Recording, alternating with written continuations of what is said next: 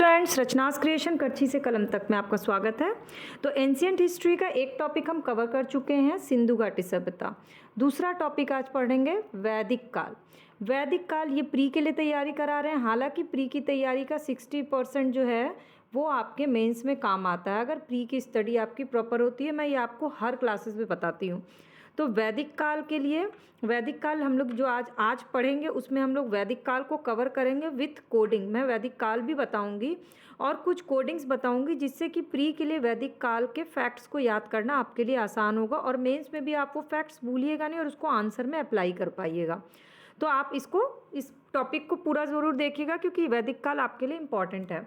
तो वैदिक काल 2 सेक्शन में आपको पढ़ना है। पहला तो वेद एवं ग्रंथ, क्योंकि वैदिक काल रिलेटेड है ग्रंथों से, जिसमें आपके लिए इम्पॉर्टेंट है चारों वेद, उपनिषद और ब्राह्मण ग्रंथ। और इसके अलावा है आर्य। आर्य में उनका निवास स्थान क्या था, उनकी जीवन शैली क्या थी, जैसे सामाजिक, धार्मिक, आर्थिक जीवन शैली और उनका राजनीति और दशराज युद्ध।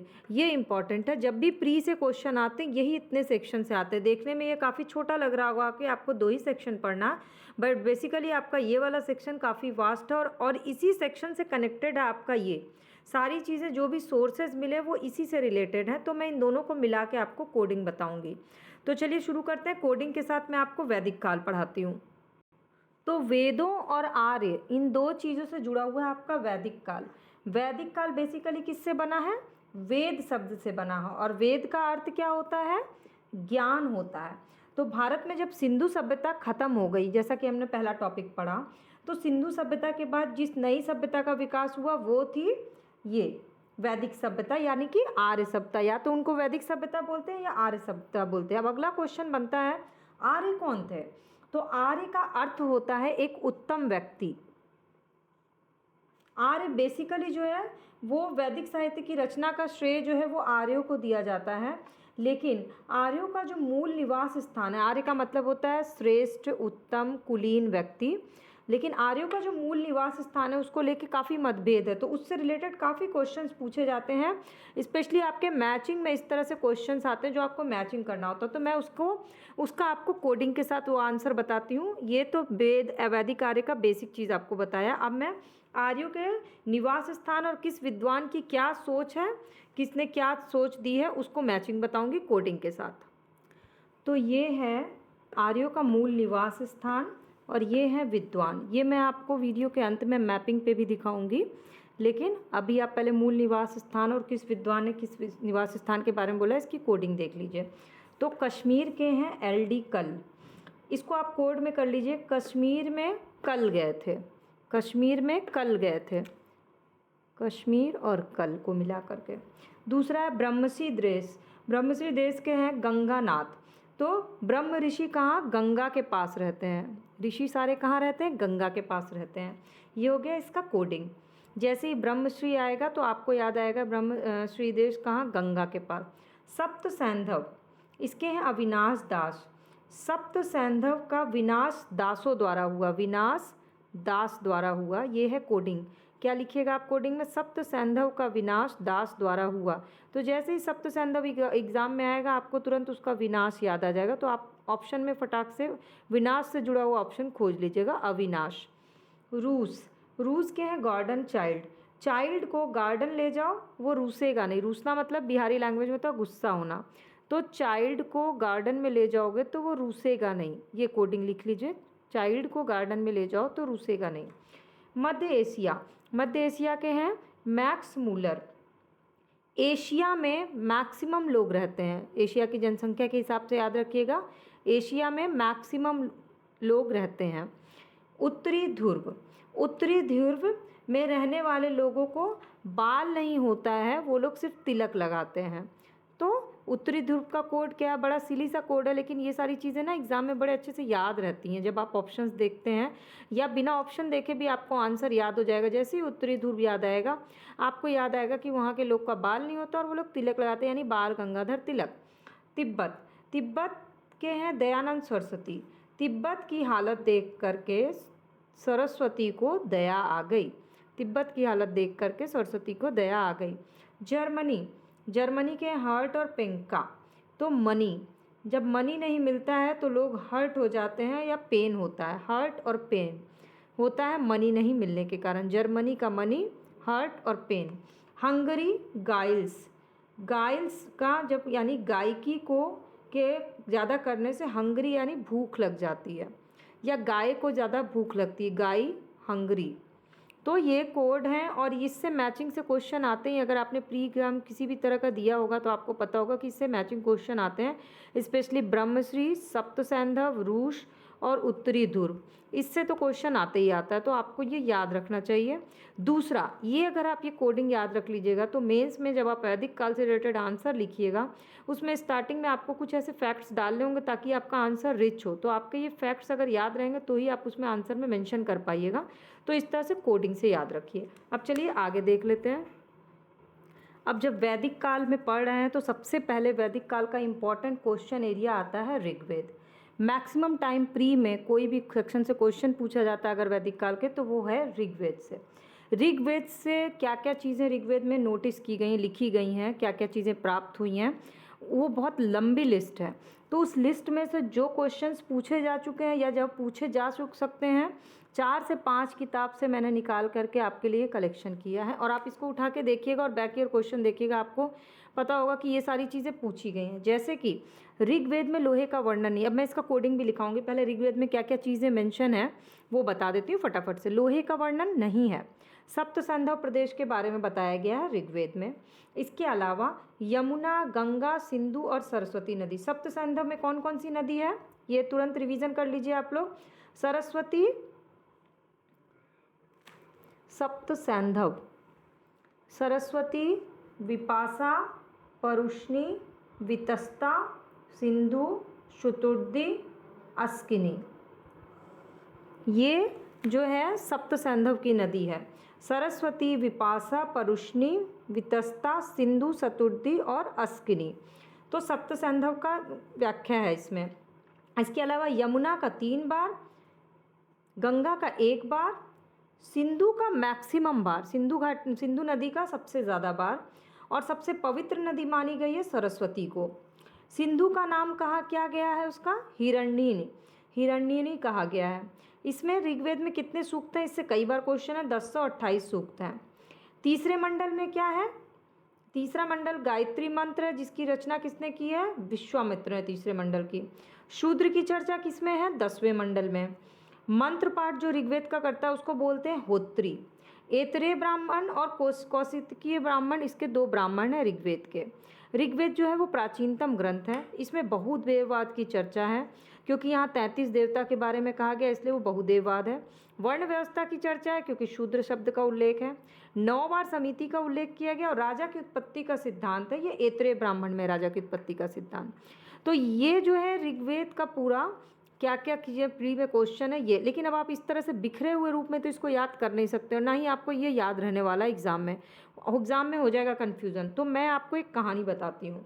गुरु विश्वामित्र होत्री बनकर, लिखते जाइएगा, गुरु विश्वामित्र होत्री बनकर ऋग्वेद के 1028 सूक्त पढ़ने सप्तसैंधव प्रदेश गए। ठीक है, गुरु विश्वामित्र होत्री बन के ऋग्वेद के 1028 सूक्त पढ़ने सप्तसैंधव प्रदेश गए, पर यमुना, गंगा, सिंधु, यमुना, गंगा, सिंधु को छोड़ के वो सरस्वती नदी के पास, क्योंकि वो पवित्र नदी थी, वहाँ गए और वहीं वो तीसरे मंडल की को खोल करके गायत्री मंत्र पढ़ने लगे। यमुना, गंगा और सिंधु को छोड़ के पवित्र नदी सरस्वती के पास गए और तीसरा मंडल खोल करके गायत्री मंत्र का जाप करने लगे या पढ़ने लगे। तभी वहाँ ऐतरेय और कौशिकी ने आकर उनसे उनका गोत्र पूछा। गोत्र की भी पहली बार चर्चा इसी में है। गोत्र पूछा तो उन्होंने अपने आप को, उन्होंने कहा शूद्र। क्या कहा? शूद्र। ऐतरेय ने कहा यहाँ पर बहुदेववाद है और राजा की उत्पत्ति चलती है। यहाँ लोहा नहीं चलता, वर्ण व्यवस्था चलती है। इसलिए तुम्हारी सज़ा ये है कि तुम 9 बार जा कर के समिति के चक्कर लगाओ जहाँ 33 देवता हैं। ठीक है, तो अब इससे क्या हुआ, आपका सारा ऋग्वेद की कहानी ख़त्म हो गई। अब इसमें से रिलेटेड कोई भी क्वेश्चन पूछा जाएगा, आपको क्लिक कर जाएगा कि आपसे, और ये कोडिंग सब पे नहीं बनेगा, जो बहुत ज़्यादा लंबा है ना जिसकी लिस्ट, उसी पे कोडिंग बनाइए। हर किसी चीज़ को आप कोड पे याद करिएगा तो फिर सारे कोडिंग में कन्फ्यूज़न हो जाएगा। ऋग्वेद से मैक्सिमम क्वेश्चन पूछा जाता है, इसलिए ऋग्वेद की कोडिंग आपकी काम करेगी। तो ये आपका कोडिंग है, आप इसको लिख लीजिएगा, ये कोडिंग बहुत काम आएगी। अब चलिए बाकी का वेद देख लेते हैं। बाकी के वेद से भी एक आध क्वेश्चन आते हैं, बट मैक्सिमम क्वेश्चन ऋग्वेद से आते हैं। अब अगला इम्पॉर्टेंट वेद है यजुर्वेद। यजुर्वेद से भी क्वेश्चन आए हुए हैं। तो यजुर्वेद बेसिकली क्या है, स्रोत और कर्म कांड का वर्णन है यजुर्वेद में, स्रोत एवं कर्म कांड। मंत्र किसमें है, ऋग्वेद में। पीछे का भी रिवीजन करते जाइएगा। दूसरा यजुर्वेद से क्वेश्चंस इंपॉर्टेंट क्या है कि ये गद्य और पद्य दोनों में है। तो कौन सा ऐसा वेद है जो गद्य और पद्य दोनों में है, तो यजुर्वेद है। तीसरा क्वेश्चन है, इसकी 2 शाखा है, एक कृष्ण और दूसरा शुक्ल। ठीक है, कृष्ण यजुर्वेद ये गद्य और पद्य दोनों में है, और शुक्ल यजुर्वेद केवल पद्य में है। इसलिए आपको याद रखना है कि यजुर्वेद की कौन सी शाखा केवल पद्य में है, तो वो शुक्ल में है। यजुर्वेद के अंतिम भाग कौन सा है, ये है ईसोपनिषद। ये जो भी है ये फैक्ट्स हैं जो आपको याद रखने हैं। हालांकि फैक्ट्स का अगर कलेक्शन करिएगा तो बहुत लंबी लिस्ट बन जाएगी, तो मैंने जो कलेक्ट किया है वो आपके एग्जाम के लिए इंपॉर्टेंट है, उसी अकॉर्डिंग मैं आपको बता रही हूँ। तो यजुर्वेद का जो एक अंतिम भाग है उसको बोलते हैं ईसोपनिषद, और जो कृष्ण ये शुक्ल है आपका, इसकी संहिताओं को बोला जाता है वात्सनेय। तो अगर पूछा जाए वात्सनेय क्या है, तो शुक्ल यजुर्वेद की संहिता को बोलते हैं वात्सनेय। और ईसोपनिषद क्या है, तो यजुर्वेद का अंतिम भाग है ईसोपनिषद। कौन सा वेद गद्य और पद्य दोनों में है, तो यजुर्वेद। यजुर्वेद की कितनी शाखा है, कृष्ण और शुक्ल 2 शाखा है। इसके बाद इसका जो ब्राह्मण ग्रंथ है, जैसे ऐत्रेय और कौशिकीय हमने पढ़ा ऋग्वेद का ब्राह्मण ग्रंथ, उसी तरह यजुर्वेद का ब्राह्मण ग्रंथ है शतपथ। शतपथ ब्राह्मण ग्रंथ बहुत इंपॉर्टेंट है, क्योंकि प्री में जब भी क्वेश्चन पूछे गए हैं तो शतपथ ब्राह्मण से क्वेश्चन ज़रूर पूछे गए हैं। तो शतपथ ब्राह्मण में क्या क्या चीज़ें मेंशन है वो आपके लिए इंपॉर्टेंट है, जैसे कि पुनर्जन्म। पुनर्जन्म की व्याख्या शतपथ ब्राह्मण में है। ठीक है, इसके अलावा जल प्लावन के बारे में शतपथ ब्राह्मण में व्याख्या की गई है। ये सब जब अभी मैं अगला नेक्स्ट वीडियो में बताऊंगी आपको वैदिक काल के पूरे सामाजिक धार्मिक जीवन के बारे में, तो ये सारी चीज़ें फिर से रिपीट होंगी, लेकिन मैं आपको बता दे रही हूँ एक बार ये शतपथ ब्राह्मण के उससे कि आपको याद रहे। शतपथ ब्राह्मण में पत्नी को पति की अर्धांगिनी कहा गया है। इसके अलावा पुरुषमेध और राजसूय यज्ञ की चर्चा शतपथ ब्राह्मण में है। दरबार में 12 रत्नी थे, ये शतपथ ब्राह्मण में व्याख्या की गई है। पूर्वी और पश्चिमी समुद्रों का वर्णन किया गया है शतपथ ब्राह्मण में। और कृषि की 4 प्रक्रिया होती है। कृषि की कौन सी 4 प्रक्रिया के बारे में कहा गया है, जुताई, बुआई, कटाई और मड़ाई। ये 4 प्रक्रिया का वर्णन कृषि के किया गया है शतपथ ब्राह्मण में। तो पुनर्जन्म में जल प्लावन हुआ, पुरुष में यज्ञ और राजसूय यज्ञ हुआ, जिसमें दरबार के 12 रत्नी आए पूरब और पश्चिम समुद्री के तट पर, जहाँ उसमें पति पत्नी भी आए और उन्होंने कृषि की 4 क्रियाएं की। ये सारा हो गया शतपथ ब्राह्मण का कोड। ठीक है, अब चलिए तीसरा वेद देख लेते हैं। अब तीसरा इंपॉर्टेंट वेद है अथर्ववेद। अथर्ववेद में क्या चीज़ का वर्णन है, अंधविश्वासों का। जैसे कि सारे वेद में हम लोग पढ़ रहे हैं ना किस चीज़ का वर्णन है, मतलब किस चीज़ से संबंधित है वेद, उसी तरह से वही क्वेश्चन है कि अथर्ववेद किस चीज़ से संबंधित है, तो वो अंधविश्वासों का वर्णन है उसमें। और अथर्ववेद में जो मंत्र लिखे गए हैं उसको जो पढ़ता है, जो पुरोहित उसका उच्चारण करता है, उसको ब्रह्मा बोलते हैं। जैसे कि ऋग्वेद में जो पढ़ता है उसको होत्री बोलते हैं, मैंने कोडिंग में बताया। इसके बाद अथर्ववेद में मगध और अंग को दूरस्थ प्रदेश बताया गया है अथर्ववेद के अकॉर्डिंग। और इससे क्वेश्चन जो पूछे जा चुके हैं वो है सभा और समिति प्रजापति की 2 पुत्रियां हैं। इसका वर्णन हमें अथर्ववेद में मिलता है। अथर्ववेद की 2 शाखा हैं, पिप्लाद और शौनक। पिप्लाद और शौनक क्या है, अथर्ववेद की 2 शाखाएं।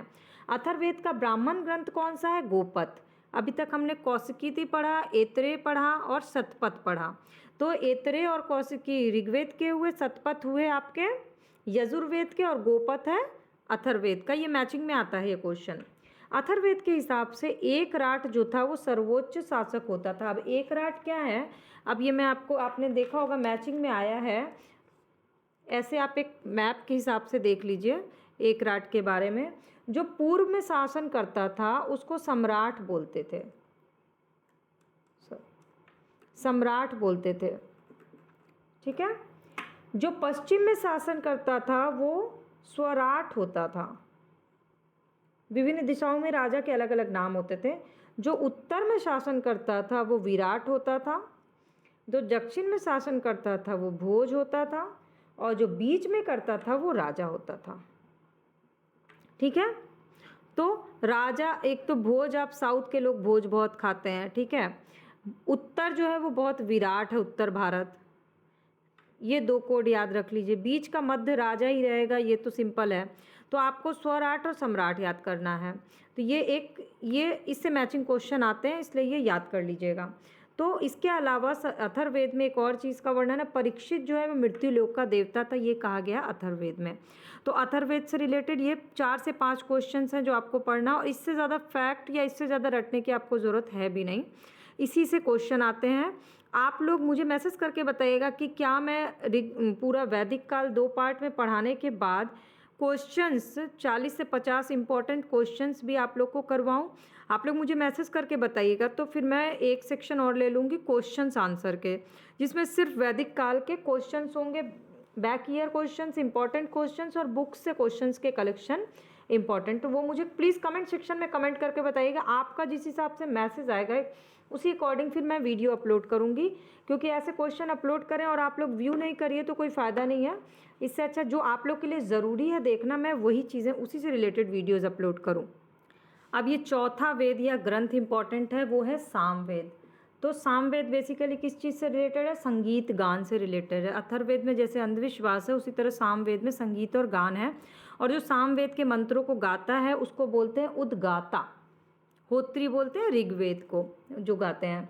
इसमें है 1810 छंद हैं, और टोटल इसमें 3 शाखा है जो इम्पोर्टेंट है, कौथुमीय, राणायणीय और जैमिनीय। 3 शाखा है सामवेद की। सामवेद से ज़्यादा क्वेश्चंस नहीं पूछे गए हैं। जो भी है सामवेद से रिलेटेड यही है कि संगीत गान से रिलेटेड है, और उसके जो गाते हैं उसको क्या बोलते हैं? उद्गाता। इससे ज़्यादा आपको रिसर्च करने की ज़रूरत नहीं। इवन मेंस के आंसर में भी सामवेद से कोई डीप क्वेश्चन नहीं आता है, तो बहुत ज़्यादा रिसर्च आपको करनी नहीं है। हाँ, उपनिषद आप पढ़ लीजिए। उपनिषद क्या होते हैं? तो उपनिषद बेसिकली क्या है ना, उपनिषद को वेदांत कहा जाता है, और उपनिषद का अर्थ होता है जब कोई शिष्य गुरु के साथ समीप बैठ करके ज्ञान प्राप्ति करता है, ऐसे पेड़ के नीचे गुरु से ज्ञान प्राप्त करना, तो उस समय जो लिखा गया वो उपनिषद है। उपनिषद में पहली बार मोक्ष की चर्चा की गई है, ये इंपॉर्टेंट है। पहली बार मोक्ष की चर्चा, अगर आंसर क्वेश्चन आता है कि वेदों में है, किस में है, तो उसका आंसर होगा उपनिषद में है मोक्ष की पहली बार चर्चा। 4 उपनिषद इंपॉर्टेंट हैं जिससे आपके क्वेश्चंस आते हैं।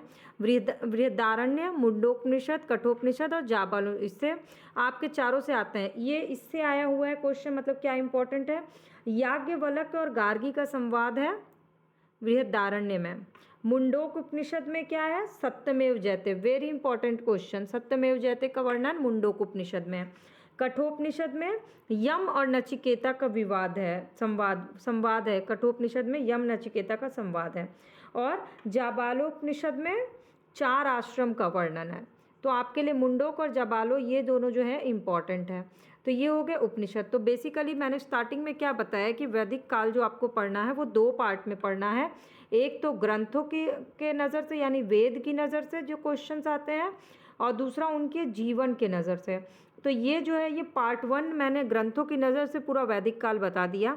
अब दूसरा जो बताऊंगी दूसरे पार्ट में आएगा जीवन, उनका सामाजिक, आर्थिक, धार्मिक और राजनीतिक जीवन, सारे ग्रंथों की नज़र से भी, ग्रंथों में क्या क्या वर्णन है वो भी मैं बताऊंगी, और पूरा जीवन भी बताऊंगी, क्योंकि उससे भी बहुत सारे क्वेश्चंस आते हैं।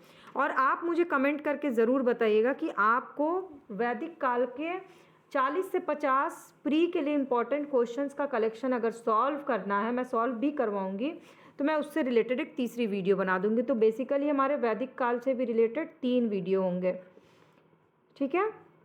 एक ये फर्स्ट पार्ट है, इसके बाद सेकंड पार्ट और थर्ड पार्ट में क्वेश्चंस। सिंधु घाटी सभ्यता जा करके आप लोग प्लीज़ वीडियो देख करके उसको रिवीजन कर लीजिएगा, वो भी 3 पार्ट में है। एक तो पूरा मैंने उसमें पढ़ाया और 2 आपके वीडियो जो हैं वो हैं क्वेश्चन आंसर से रिलेटेड। तो प्री की तैयारी अगर क्रम वाइज करती हैं तो मैं क्रम वाइज ही करा रही हूँ, पहले एंशियंट ख़त्म करेंगे, फिर मेडाइवल और फिर मॉडर्न, इस तरह से करके। हाँ, लेकिन आप लोग मुझे मैसेज करके बताइएगा कि अगर आप लोग कहिएगा तो मैं हफ्ते में 2 दिन हिस्ट्री पढ़ा दूँगी, 2 दिन ज्योग्राफी, या 1 दिन चलिए ज्योग्राफी पढ़ा दूँगी, 1 दिन पॉलिटी, 1 दिन इकोनॉमी, और संडे को हम लोग करंट अफेयर्स कर लेंगे। ये भी कर सकते हैं अगर आपको सब सब्जेक्ट साथ लेके चलना है। और अगर इसी तरह से सीरीज़ में चलना है तो मुझे आप ऐसी का फिर आप कमेंट करके बताइएगा कि आपको किस सीरीज़ में प्री की तैयारी करनी है। और ये सारे एग्ज़ाम्स के लिए, 1 ईयर एग्ज़ाम के लिए भी, यूपीएससी के लिए भी, पीसीएस के लिए भी, सब एग्ज़ाम के लिए ये वीडियोज़ मैं अपलोड कर रही हूँ। तो प्लीज़ आप पूरा देखा करिए और कमेंट करके मुझे अपने क्वेश्चंस भी मैसेज किया करिए। तो नेक्स्ट वीडियो मैं फिर से अपलोड करूँगी, तब तक आप ये वीडियो के कोडिंग लिख लीजिए।